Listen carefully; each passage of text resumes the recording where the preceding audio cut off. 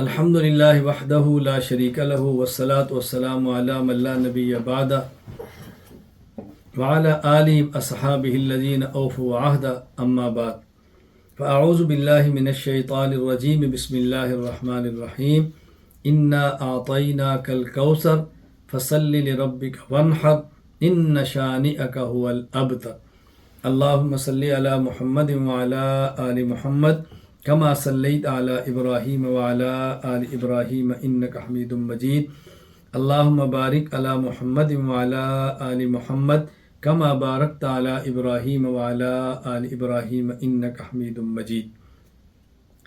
مسائل قربانی، آج سبق نمبر 7 ہے، قربانی کا وقت، یعنی ایک ہے قربانی کے دن 10، 11، 12 ذی الحج۔ نمبر 2 قربانی کا وقت، کہ قربانی کے وقت کب شروع ہوتا ہے کب ختم ہوتا ہے۔ ہم تفصیل سے بات مزید آگے چل کر قربانی کے وقت پر کریں گے۔ فی الحال یہ ذہن نشین فرما لیں کہ وہ شہر اور بڑے قصبے جہاں عید کی نماز واجب ہے، وہاں کسی ایک جگہ پر بھی عید کی نماز ہو جائے تو اس کے بعد قربانی کی جا سکتی ہے۔ بات توجہ سے سمجھ لیں۔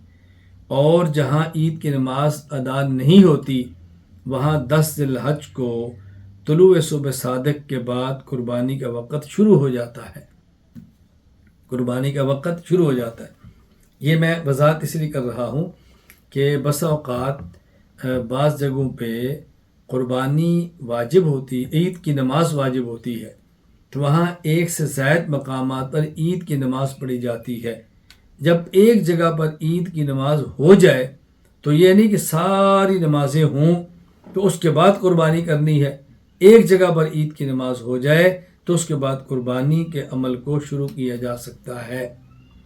جیسے ہمارے ہاں مرکز اہل سنت والجماعت میں یہی ترتیب ہے کہ ہمارے ہاں عید کی نماز ذرا تاخیر سے ہوتی ہے، اور چونکہ قربانیاں ہمارے پاس بہت زیادہ ہوتی ہیں، وقف کی قربانیاں ہوتی ہیں، تو اس میں پھر قربانیاں جن نے ذبح کرنی ہوتی ہیں وہ عید کی نماز قدرے جلدی پڑھ لیتے ہیں، اور ان کی نماز پہلے ہو جاتی ہے، اور اس کے بعد قربانی کا عمل شروع ہو جاتا ہے، اور باقی لوگ عید کی نماز کے بعد عید کی نماز بعد میں پڑھتے ہیں۔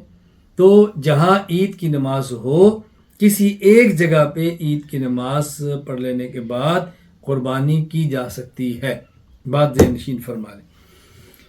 فتاوی قاضی خان، امام فخر الدین حسن بن منصور الاوزجندی المعروف قاضی خان رحمہ اللہ، وفات 592 ہجری، وہ لکھتے ہیں وَوَقْتُ الْأَدَاءِ لِمَنْ كَانَ فِي الْمِصْرِ بَعْدَ فَرَاغِ الْإِمَامِ مِنْ صَلَاةِ الْعِيدِ، جہاں عید کی نماز ہوتی ہو وہاں عید کی نماز کے فارغ ہونے کے بعد قربانی کا وقت شروع ہوگا۔ فَإِنْ ضَحَّى قَبْلَ صَلَاةِ الْإِمَامِ أَوْ قَبْلَ أَنْ يَقْعُدَ الْإِمَامُ قَدْرَ التَّشَهُّدِ لَا تَتِمُّ أُضْحِيَّةٌ، اگر کسی شخص نے امام کے نماز پڑھانے سے پہلے قربانی کر دی، یا امام نماز پڑھا رہا تھا اور التحیات للہ والصلوات والطیبات السلام علیک ایھا النبی ورحمۃ اللہ وبرکاتہ السلام علینا وعلی عباد اللہ الصالحین اشہد ان لا الہ الا اللہ واشہد ان محمدا عبدہ ورسولہ، یہ مقدار تشہد ابھی تک امام نے نہیں پڑھا تھا، اس سے پہلے کسی نے قربانی کر دی تو اس کی قربانی نہیں ہوگی۔ فاما اہل السواد والقرى والرباطات عندنا يجوز لهم التضحیہ بعد طلوع الفجر الثانی من اليوم العاشر من ذی الحج۔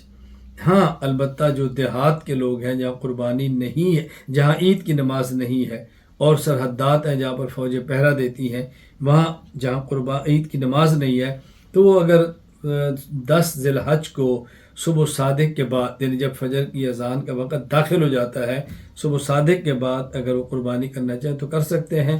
ہاں 12 ذی الحج کی سورج غروب ہونے تک یہ قربانی چلتی رہے گی۔ دلیل صحیح بخاری کتاب الاضاحی باب الذبح بعد الصلاۃ، حضرت امام ابو عبداللہ محمد بن اسماعیل بخاری رحمہ اللہ، وفات 256 ہجری، حضرت براء بن عازب رضی اللہ عنہ سے حدیث نقل فرماتے ہیں، حضرت براء بن عازب نے فرمایا کہ میں نے رسول اللہ صلی اللہ علیہ وسلم کو سنا خطبہ دیتے ہوئے، اور آپ نے ارشاد فرمایا ان اول ما نبدأ به من یومنا ھذا ان نصلی ثم نرجع وننحر، ہم آج پہلے کام یہ کریں گے، عید کی نماز پڑھیں گے، پھر واپس آئیں گے اور قربانی کریں گے۔ فمن فعل فقط اصاب سنتنا، اور جس نے اس طریقے پر قربانی کی اس نے ہمارے طریقے پر عمل کیا۔ ومن نحر فإنه لحم يقدمه لأهله ليس من النسك في شيء، اور اگر کسی شخص نے اس سے پہلے قربانی کر لی تو یوں سمجھو کہ اس نے قربانی کی ہے، قربانی نہیں کی، بس ذبح کر اس نے گوشت کھا لیا ہے اور اس شخص کی قربانی نہیں ہوگی۔ یہ رسول اکرم صلی اللہ علیہ وسلم کے ارشاد مبارک صحیح بخاری میں ہے، جو ہماری دلیل ہے۔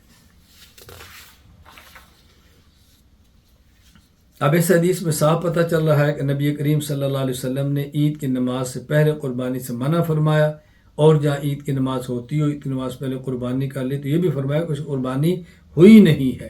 اللہ تعالیٰ میں بات سمجھنے کی توفیق عطا فرمائے۔ اس لیے قربانی کے وقت کا خیال رکھنا بہت ضروری ہے۔ عبادات میں 3 چیزیں بہت اہم ہوتی ہیں، ایک عبادت کی جگہ، ایک عبادت کا وقت، اور ایک عبادت سمجھنے والے ماہرین عبادت۔ ان تینوں کا بہت زیادہ خیال فرمائیں۔ اللہ ہم سب کو بات سمجھنے کی، عمل کرنے کی توفیق عطا فرمائے۔ وآخر دعوانا الحمد للہ رب العالمین۔